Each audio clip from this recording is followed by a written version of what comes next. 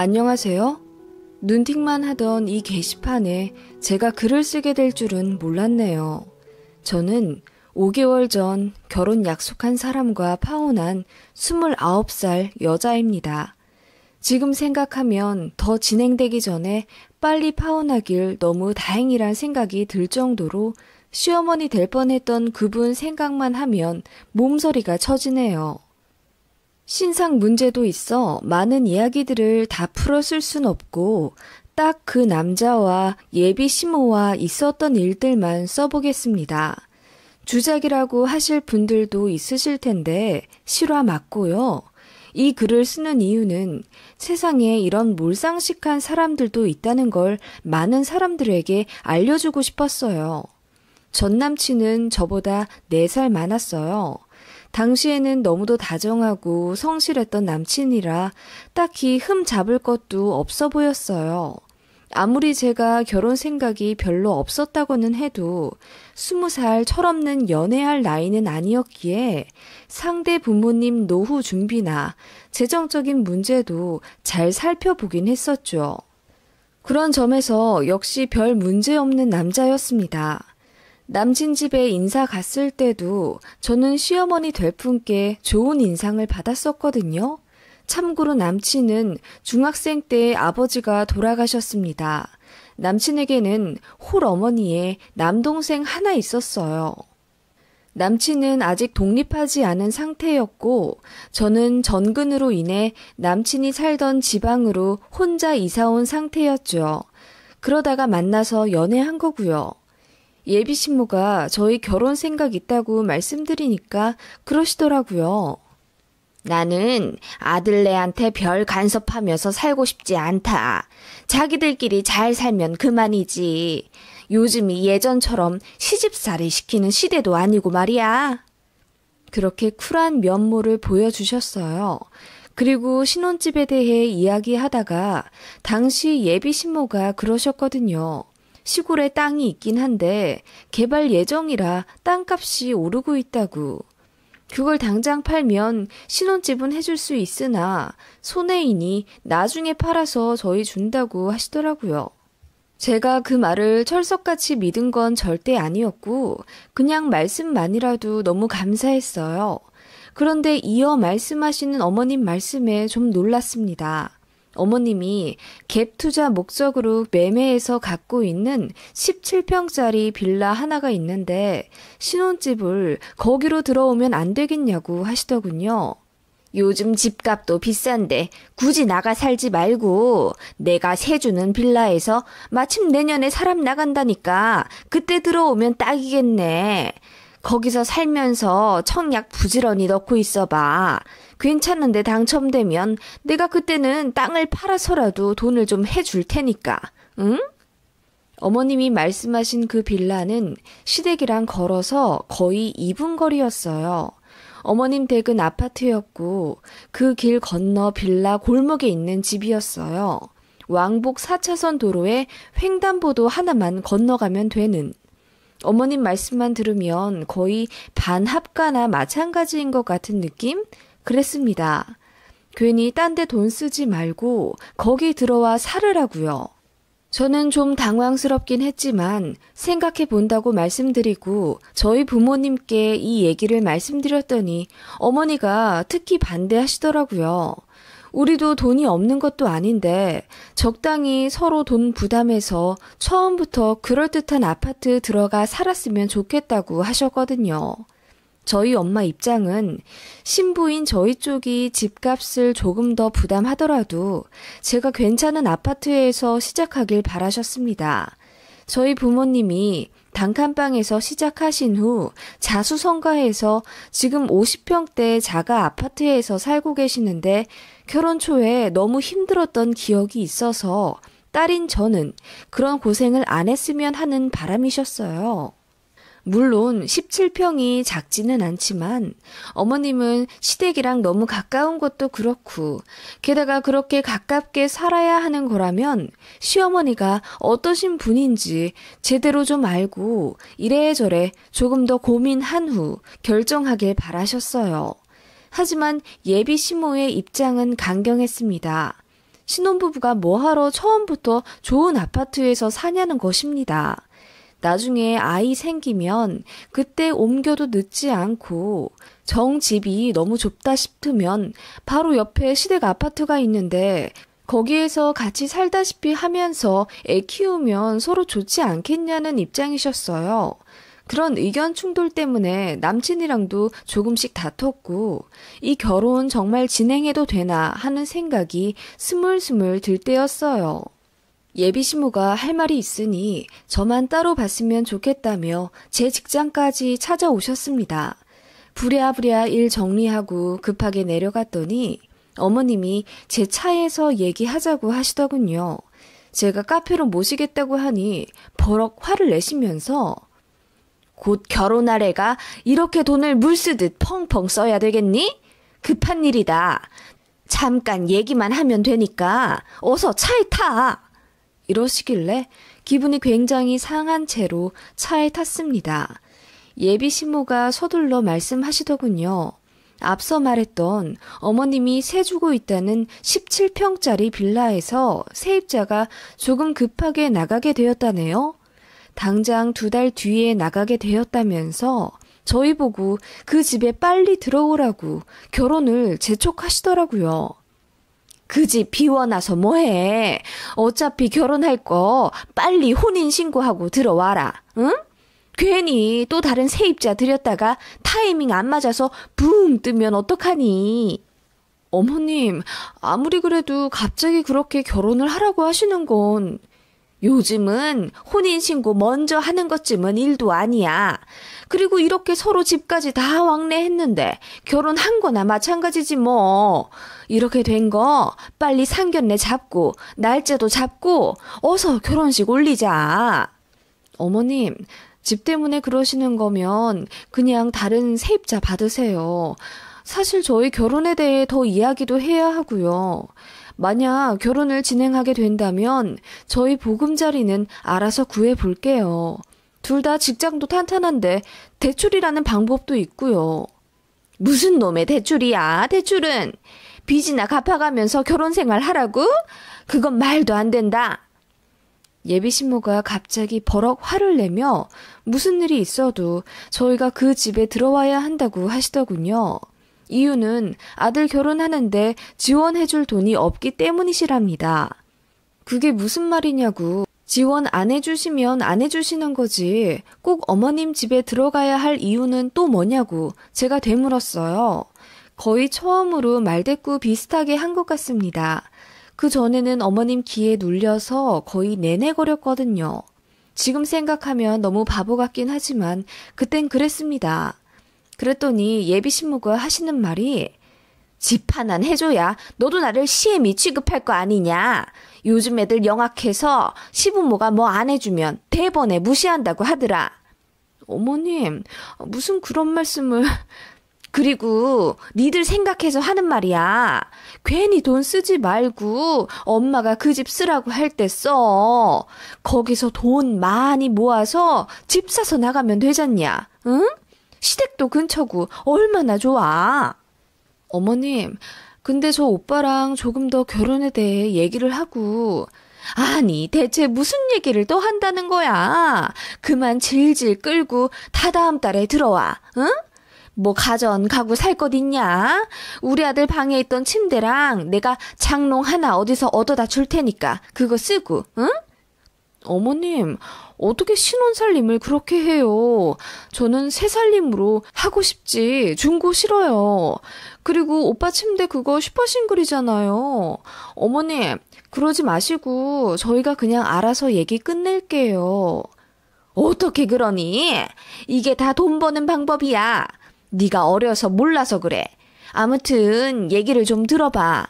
TV도 우리 부동산 사장님이 창고에 버려둔 거 한 42인치 그 정도만한 거 하나 받은 거 있거든. 그거 구해다 줄 테니까 TV도 살 필요 없고 냉장고도 그냥 사지 마라. 코앞이 시댁이고 여기 김치 냉장고도 있는데 뭐하러 사니? 네? 신혼집에 냉장고를 들이지 말라고요? 그래, 너희 뭐 결혼해서 음식이나 많이 해먹겠니? 그냥 장 본 건 우리 냉장고에 갖다 놓고 그때그때 필요한 건 가져다 먹어. 왔다 갔다 하면 운동도 되고 좋지. 그리고 그렇게 해야 서로 살 붙이며 정도 들지. 나한테 요리도 배우고. 네? 어머님 어떻게 그래요? 농담이시죠? 작은 원룸에 살아도 냉장고는 필수인데요. 그거는 그거고 너희는 1분 거리에 시댁이 있잖냐. 그리고 뭐 밥 먹을 일 있으면 우리 집 와서 먹으면 되고 뭐 하러 냉장고 사서 돈 버려. 다달이 나가는 전기세도 무시 못한다? 어머님 정말 무슨 말씀하시는지 모르겠어요. 어머님 그러지 마시고. 예, 17평인데 뭐 가전 가구 드릴 게 있겠니? 굳이 필요한 게 있으면 너네 회사 법인카드 있지? 그걸로 조금씩 사봐. 예, 요즘 똑똑한 애들은 다 법인카드 잘 굴려 쓴다더라. 너도 그런 현명함이 있어야지, 응? 어머님, 신혼살림을 제 회사 법인카드로 사라고요? 아니, 냉장고를 사지 말라는 말씀도 너무 놀라운데 어떻게 그렇게 말씀하세요? 어머님 듣고 있자니 너무하시네요. 너무 당황스러워요. 제가 얼굴이 빨개져서 예비 신모에게 뭐라고 말하자 더더욱 화를 내며 제가 말을 못 알아듣는 맹추라고 하시더군요. 솔직히 너무 어려운 분이었고 저도 뭐가 뭔지 몰라서 그전에는 그저 내내거렸는데 뭐 법인카드로 신혼살림을 사라고 하질 않나. 냉장고를 사지 말라고 하질 않나. 도를 넘는 황당한 참견에 어이가 없었습니다. 그리고 본격적으로 결혼 이야기가 나오니 이렇게 돌변하신 예비 신모에게 너무 놀랐고 무서웠어요. 그렇게 도망치듯 차에서 나와서 회사로 올라왔고 바로 남친에게 전화 걸어서 이 사실을 알렸어요. 저는 남친이 길길이 날뛰면서 우리 엄마가 왜 그러지? 미안해. 이렇게 나올 줄 알았어요. 그런데 모든 사실을 차분히 듣던 남친이 뜻밖의 이러는 거예요. 그런데 돈 아껴서 남 주는 것도 아니고 우리 엄마가 다 우리 잘 되라고 그렇게 해주시는 건데 그게 그렇게 고가워? 막말로 너희 집에서 집값 대주실 것도 아니잖아. 뭐? 아니, 다 대주시는 건 당연히 아니지. 그래도 어느 정도는 보태주신다고 했어. 그 부분은 나도 감사하게 생각하고 있고. 그리고 어떻게 우리가 살 곳을 전부 부모님한테 기대? 어느 정도는 대출 받을 생각도 해야지. 나는 대출 싫어. 단 한 번도 빚 있는 상태로 살아본 적이 없어서 무섭기도 하고. 나 살 때 전부 현금으로 낸 거 알잖아. 아니, 그건 그런데 그렇다고 어떻게 요즘 세상에 앞으로 대출을 하나도 안 받을 생각을 해? 아니, 오빠, 그건 그거고 어떻게 신혼집에 냉장고도 안 사냐고. 그게 말이 돼? 신혼집에 모든 걸 다 갖춰야 한다는 고정관념을 좀 버려. 그래, 우리가 뭐 얼마나 밥을 해 먹겠냐. 그리고 코앞이 우리 집인데 뭐 먹을 일 생기면 우리 집 가면 되지. 엄마 말이 영 틀린 것도 아니잖아. 네가 어려서 그런가 본데 돈 아끼려면 다 그렇게 조금씩 참고 불편함 감수하면서 사는 거야. 그리고 우리 엄마 나 없으면 적적하실 텐데 네가 냉장고 핑계로 우리 집 자주 들락날락하면 더 친해지고 정답고 좋지. 뭐? 들을수록 황당한데? 아니, 다 떠나서 그러면 직장 법인카드로 신혼살림을 사라고 하시는 게 오빠는 그럼 말이 된다고 생각해? 걸리면 나더러 깜빵 가라고? 제가 황당해서 소리를 지르며 화를 내자 남친이 본인이 더 버럭 성을 내더라고요. 막무가내였습니다. 다 우리 잘 되라고 그냥 하신 말이라고. 그리고 본인은 절대로 대출 안 받고 살겠답니다. 사실 남친이 그 전에도 좀 짠돌이끼가 있었어요. 사람 만나면 돈 써야 해서 연애도 안 하고 친구도 잘 안 만나고 살아왔다더군요. 회사에서도 악착같이 돈 아끼면서 사비 내야 하는 회식엔 참여도 안 해서 직장 동료들이랑 살갑게 지내지도 않는다면서. 그때는 왜 그랬는지 그런 게 좋아 보였어요. 술값으로 돈 날리지도 않았고 그런 모습이 건전해 보였거든요. 그러다가 저를 만났고 저한테는 그렇게 돈 아끼지 않았어요. 이 정도로 비상식적인 사람이라면 결혼 생각도 안 했겠죠. 물론 할인 받는 것에 엄청 예민해야 한 점은 있었으나 서로 거의 반반씩 부담해서 데이트했기 때문에 그냥 그런 점이 알뜰해 보이고 좋았습니다. 저도 낭비하며 살지 않았고 사회 초년생 때부터 좀 무리해서 적금 든 덕분에 또래보다 2~3배 정도 많이 돈 모아놨습니다. 저희 부모님도 저 결혼하면 자금 대주시려고 저 어릴 때부터 모아두신 목돈도 있었고요. 그렇기 때문에 남친의 돈을 보고 만난 건 아니지만 그런 성실함과 경제관념이 마음에 들고 자상한 면이 있어서 결혼을 생각했거든요. 아무튼 그렇게 말꼬리가 길어져 심각하게 다투게 되었고 결혼 얘기 본격적으로 나오기 전의 태도와 너무나도 다른 모습에 실망도 커서 정이 떨어지더라고요. 그리고 그런 시어머니와 평생을 가깝게 지내야 하는데 도저히 그렇게는 못하겠더라고요. 그런 단점을 상쇄할 만큼 남친의 성격이 괜찮지도 않다는 걸 깨달았고요. 그래서 남친에게 전화로 파혼을 선언했어요. 오빠랑 결혼은 안 되겠어. 그만하고 싶어. 뭐? 너 설마 집 때문에 이러는 거야? 너도 다른 골빈 여자들처럼 대출 잔뜩 받아서 신축 아파트 들어가고 싶단 얘기야? 이래서 오빠랑은 절대 못 살겠다는 거야. 설마 내가 풀대출 끌어 모아서 무리한 집에 살자고 하겠어? 오빠나 내가 모아둔 돈도 있고 심지어 우리 부모님도 어느 정도 도와주실 수도 있다는데 굳이 우겨가며 어머님 주택으로 들어가자고 하는 건 오빠야. 게다가 냉장고도 없는 집에서 내가 왜 살아? 내가 오빠를 사랑한 건 맞지만 결혼은 현실 그 자체인데 결혼 전보다 나아지진 못할 망정 더 불행하게 살 거라면 그 결혼 난 절대 안 할 거야. 너 정말 뇌가 있는 애니 없는 애니? 나랑 결혼하면 불행해진다고? 너 지금 엄청 잘못된 생각하는 거야.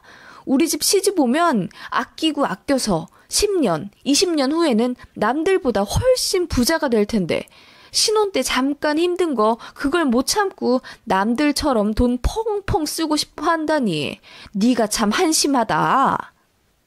남친은 그렇게 혀를 끌끌 차더니 알겠다고 하더군요. 어이가 없었습니다. 그렇게 저희는 한순간에 파혼하고 헤어졌죠. 그렇게 끝난 줄 알았습니다. 며칠 뒤 새벽 4시 반에 전화가 오더군요. 저는 회사 출근 알람인 줄 알았습니다만 눈 비비고 본 핸드폰 액정화면에 뜬 어머님이라는 세 글자에 소스라치게 놀랐습니다. 받을까 말까 고민하다가 순간 화가 치밀어 오르더라고요.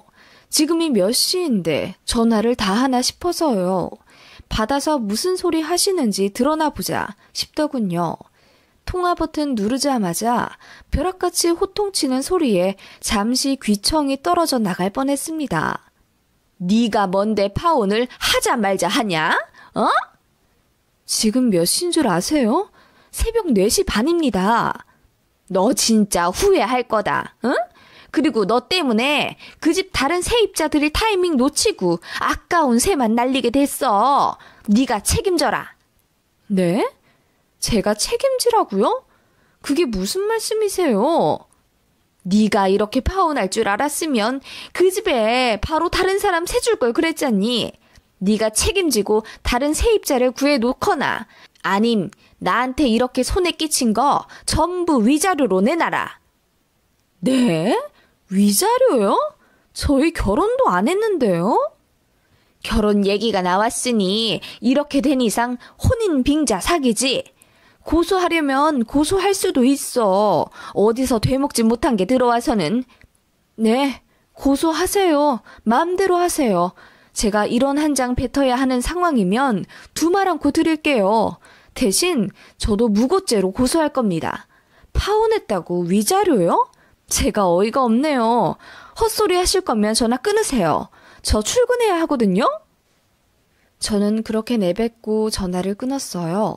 분이 안 삭혀서 바로 잠이 오지도 않더군요. 그대로 전 남친에게 전화를 걸었더니 차단했는지 안 받더라고요. 진짜 황당했습니다. 그러더니 그날 저녁 또 전 예비신모에게 전화가 오더군요. 위자료로 얼마나 생각해 두었냐더군요. 자기는 2천만 원은 받아야겠대요. 저한테 정신적 스트레스를 너무 많이 받아서 지금 거동도 힘들고 부동산 관련해서 손해를 많이 봤다면서 2천 이하로는 합의를 안 해주겠다네요. 제가 지금 뭔 소리를 들은 건지 듣자마자 정신이 멍하더라고요. 일단 전부 녹취했습니다. 전 예비신모가 그러더군요. 2천만 원 안 주면 네 직장에 찾아가서 사람들 앞에서 대자보 들고 시위할 거야. 결혼 밍자 사기 쳤다고. 너 그러면 혼사길 제대로 막히는 거야. 알간? 어떻게 할 거냐? 2천만 원 줄 거냐? 아니면 제대로 개고생 해볼 테냐? 어? 제가 대체 왜 2천만 원을 줘야 하는지 이해가 안 가는데요? 그리고 지금 협박하시는 거예요? 말이 안 통하는 집안 같아서 제가 그냥 조용히 발만 빼려고 했는데 이렇게 나오시면 저도 곤란하죠. 협박죄로 제가 고소하겠습니다. 뭐? 네가 고소한다고? 협박죄? 이게 어떻게 협박죄냐? 응? 제 직장 찾아와서 명예훼손하겠다는 선언하셨잖아요. 2천만 원 요구도 애초부터 말이 안 되고요. 그만 전화하시고 이제부터 제가 선임한 변호사랑 통화하시면 될 것 같아요. 저 지금 변호사 상담 받으러 갈 거거든요. 예. 얘기 좀 더 들어봐. 무슨 고소니? 결혼까지 약속했던 사람 애미한테 네가 이렇게 할 수 있어? 결혼까지 약속했던 아들 여자친구한테 돈 뜯어내려고 하신 건 그쪽이죠. 뭐? 그쪽? 아무리 헤어져도 그쪽이 뭐니 그쪽이? 전 예비신부가 갑자기 호칭 가지고 또 말꼬리를 잡으며 전화를 못 끊게 하더라고요. 아무리 지금처럼 진흙탕 싸움이 되어도 곧 죽어도 어머님이라고 불러야 한답니다. 지금 생각해도 아주 어이가 없어요. 그러면서 제가 어머님이라고 안 불렀다고 갑자기 엉엉 울면서 젊은 것한테 이렇게 무시받으니 그냥 살기가 싫어졌다면서 정신적 손해배상 어쩌고 또 헛소리 하길래 제가 소리를 빽 지르며 고소 진행하겠다고 했습니다. 그랬더니 말을 또 바꾸면서 당분간 전화 안 할 테니 조금 더 생각해보라며 저를 달래듯 끊더라고요. 모든 상황을 알게 된 저희 부모님도 극대노하시며 전 예비신모가 2천만 원 들먹거리며 안 주면 제 직장에 찾아온다고 협박했던 걸로 민사소송이 되나 알아보러 다니셨습니다. 제가 전 남친한테 문자도 보냈죠. 변호사 사무실 명함들 사진 찍으면서 지금 소송 준비 중이라고 문자 보내니 그제야 전화가 와선 싹싹 빌더군요. 자기 엄마가 그러는 건 본인 의사와 전혀 상관이 없다면서 엄마가 돈 몇 푼 손해보고 눈이 뒤집어져서 그랬던 것 같은데 제발 한 번만 봐달라고 빌더군요. 제가 싫다고 했습니다. 똥 밟은 것도 서러워 죽겠는데 협박까지 당하니까 저도 눈이 뒤집어진다면서 제대로 소송 걸겠다고 했더니 그날 밤 저희 집에 전 예비신부랑 전 남친이 찾아왔어요. 현관문 앞까지 와서 벨 누르길래 주거 침입죄로 신고한다고 하니 제발 5분만 시간 내달라면서 제발 문 열어달라고 하더군요. 제가 문 여니까 전 예비신부가 굉장히 미안해하는 표정으로 제 손을 잡으려 하길래 제가 손을 탁 뺐습니다. 그러니까 무안한 모습으로 사과하시더라고요. 그냥 좀 화가 나서 마음에도 없는 말을 했다면서 진짜 소송 진행할 거냐고 물으시더군요. 제가 그럴 거라고 하자 갑자기 눈물을 펑펑 쏟으시며 제발 한 번만 봐달래요. 늙은이가 뭘 몰라서 헛소리 한 거니까 선처해달라면서 진짜 2천만 원 받을 생각도 없었고 제 회사에 찾아올 생각은 더더욱 없었다고 막 우시더군요. 전 남친은 그냥 고개 숙이고 묵묵히 서 있었고요. 제가 전 남친에게 말했습니다. 이날 이후로 당신네들 머리털 하나라도 내 눈앞에 보이면 내가 할 수 있는 모든 방법 총동원해서 절대 가만히 있지 않을 거야. 알겠어? 그랬더니 전 남친이랑 전 예비신모 둘이 고개를 강하게 끄덕이며 이제 전화도 절대 안 하고 앞으로 나타나지 않겠다며 약속하더군요. 제가 그것까지 전부 녹음했습니다. 각서라고 생각하고 다시 말해보라고 했더니 처음엔 자존심 상한 듯 말 안 하려고 하다가 제가 다그치니 그제야 떠듬떠듬 다신 안 나타나겠다고 입 맞춰 얘기하더군요. 네, 그날 이후로 연락 없어요. 정말 확실히 끝난 거죠. 똥을 밟아도 이런 대형 똥을 밟을 줄은 정말 몰랐습니다. 그래도 한때 너무나도 사랑했던 사람이고 그래서 결혼까지 생각한 건데 어떻게 일이 이렇게 된 건지. 10길 물속은 알아도 한 길 사람 속은 모른다더니 전 남친이 그런 사람인 줄도 몰랐고 전 예비 시모도 그런 식으로 상식 없는 사람인 줄은 꿈에도 몰랐어요. 나중에 알고 보니 시골에 있다는 땅도 사실 예비 시어머니 명의도 아니었더라고요. 예비 시모의 외삼촌 명의 땅이었는데 혼자 김칫국 마시고 자기 땅이라고 우겼던 거라고요. 황당하죠? 어쨌든 지금은 다 끝난 일이고요. 저는 전근 신청해서 다른 지역으로 발령받기를 기다리고 있습니다. 이 지역에 더 있으면 안 좋은 기억만 떠오를 것 같아서요. 다행히 좋은 결과가 있을 것 같고 머지않아 새 출발할 수 있을 것 같네요. 그리고 전 남친 회사에 이 일이 소문이 나서 또라이 집안 낙인 찍힌 것 같다네요. 장가는커녕 선자리도 막힐 것 같다고. 전 남친은 저와는 다르게 인사이동이나 타지 발령 요청이 어려워서 근 10년은 망신당한 채로 출근해야 할 거예요. 정말 꼬시네요.